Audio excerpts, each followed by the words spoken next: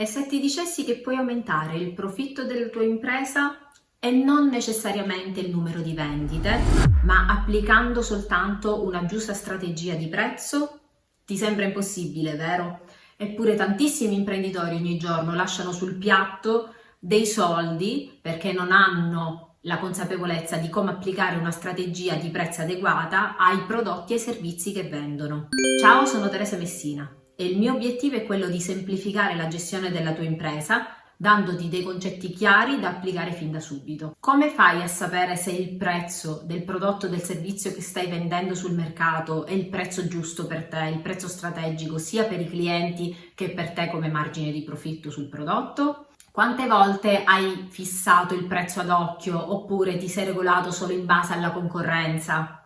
Questo è un errore che molti imprenditori fanno, in quanto prima di fissare un prezzo o di stabilire il valore del prodotto o del servizio che stai vendendo, è necessario che tu calcoli il costo di produzione o comunque a quale costo tu lo stai producendo. Molti imprenditori fissano il prezzo basandosi su 3 concetti fondamentali: in base alla concorrenza, in base a quanto pensano che il cliente sia disposto a pagare e in base alla loro esperienza. Il risultato quale potrebbe essere? Quello di fissare un prezzo troppo basso che erode i margini e quindi il profitto stenta ad arrivare in azienda, oppure un prezzo troppo alto per cui i clienti non sono più disposti a pagare, quindi si ha la perdita di una clientela. Qual è il vero prezzo o il prezzo strategico da applicare sul mercato? C'è sempre una via di mezzo. Prendiamo un esempio reale di un'azienda americana di cioccolato artigianale, la Rocky Mountain Chocolate Factory, un'azienda artigianale di cioccolato americana.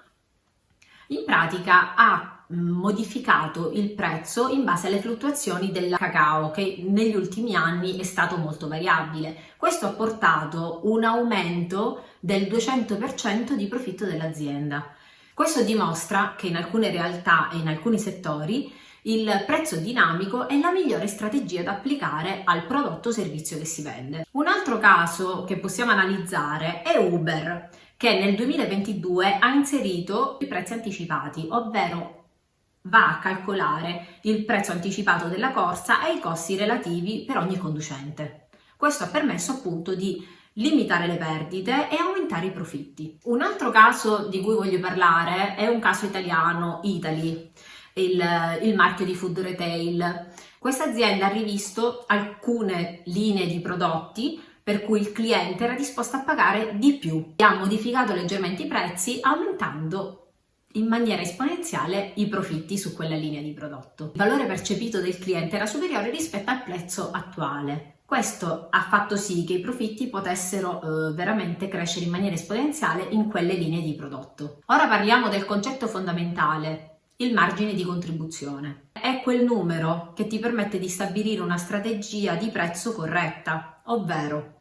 il margine di contribuzione non è altro che la differenza tra il prezzo di vendita e i costi che vengono sostenuti per produrre quel prodotto. Quindi i costi legati direttamente alla vendita e alla produzione di quel prodotto stesso. Conoscere il margine di contribuzione ti permette di applicare una strategia di prezzo efficace all'interno della tua impresa, perché ti dà la possibilità di capire quanto puoi giocare sul prezzo e sulla strategia di prezzo del tuo prodotto o servizio. Facciamo un esempio pratico: un'azienda di software che vende l'abbonamento per l'utilizzo di un software a 50 euro al mese. Consideriamo che i costi di assistenza e di produzione di questo software siano pari a 5 euro. Di conseguenza il margine di contribuzione in questo caso sono 45 euro per abbonamento al software venduto. Questi 45 euro, quindi il margine di contribuzione di ogni prodotto poi venduto, andranno a coprire i costi fissi dell'azienda. Il margine di contribuzione di ogni prodotto venduto poi servirà per generare profitto per l'azienda e coprire tutti i costi fissi. Senza questo numero, ovvero il margine di contribuzione, rischi di applicare dei prezzi troppo bassi a scapito della redditività della tua azienda. Un altro esempio reale che potremmo fare è l'azienda HubSpot, che è l'azienda di marketing e vendite. Questa azienda ha segmentato la sua offerta in diversi livelli, in modo tale da aumentare la soddisfazione dei clienti e dividere il servizio in base al valore percepito del cliente stesso. Questo cosa ha creato? Ha creato maggiore redditività perché ci sono vari prezzi per i vari servizi e un livello di soddisfazione più elevato, a parità di clienti. Adesso facciamo un esempio più pratico ancora. Parliamo di un artigiano che produce 100 pezzi al mese. Ogni pezzo costa 60 euro e lo vende a 100 euro. Il margine per pezzo di prodotto è di 40 euro. Il profitto totale è 4.000 euro al mese.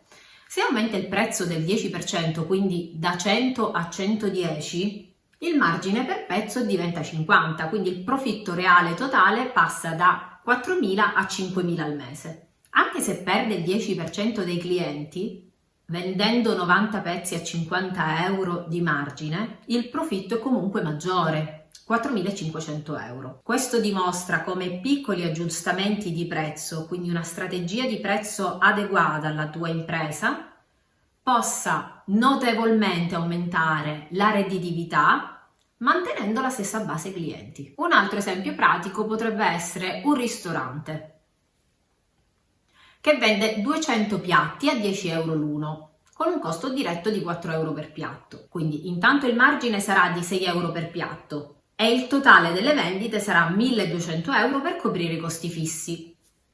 Aumentando il prezzo da 10 a 11 euro, il margine diventa 7 euro e il totale sale a 1.400 euro.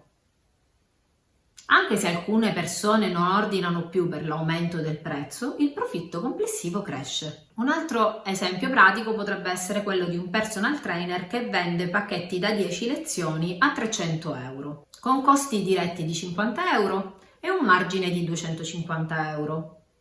Aumentando il prezzo da 300 a 330, il margine sale a 280 euro e il guadagno complessivo aumenta anche se qualche cliente rinuncia.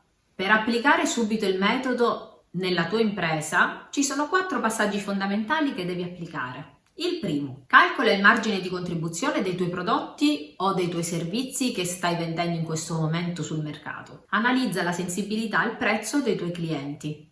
Quindi se il valore percepito del tuo prodotto o del tuo servizio è maggiore rispetto al prezzo di vendita attuale. 3. Sperimenta con piccoli aumenti di prezzo del 5 o del 10% e vedi la reazione dei tuoi clienti, quali differenze ci sono, quindi quanti prodotti vendi in meno. 4. Utilizza una strategia di comunicazione del valore del tuo prodotto o servizio nei confronti dei tuoi clienti, quindi parla chiaramente del valore di quello che tu stai vendendo. Ricorda, smettila di fissare i prezzi a caso o di sottovalutare il tuo lavoro. Una piccola variazione di prezzo può modificare l'intera redditività della tua impresa. Il prezzo giusto non è un costo, è una vera e propria leva strategica, ti permette di moltiplicare i risultati senza dover necessariamente moltiplicare le vendite. Ora tocca a te. Prendi il prodotto o servizio più venduto e fai questo esercizio. Calcoli il margine di contribuzione. Successivamente fai un aumento del 5 o del 10% del prezzo e vai a calcolare l'effetto che questo aumento ha sul tuo fatturato. E poi vai a calcolare qual è l'effetto sul profitto della tua impresa. Poi fammi sapere nei commenti come hai applicato il metodo e cosa sei riuscito ad ottenere a livello di profitto. Se questo video ti ha dato la chiave per sbloccare nuovi modi per rendere più profittevole la tua impresa e vuoi continuare a ricevere strategie pratiche da applicare, iscriviti al mio canale Teresa Messina e attiva le notifiche. Nel prossimo video ti mostrerò come un bilancio semplificato ti può dare una fotografia immediata e semplice per capire dove sta andando la tua impresa. Ci vediamo nel prossimo video.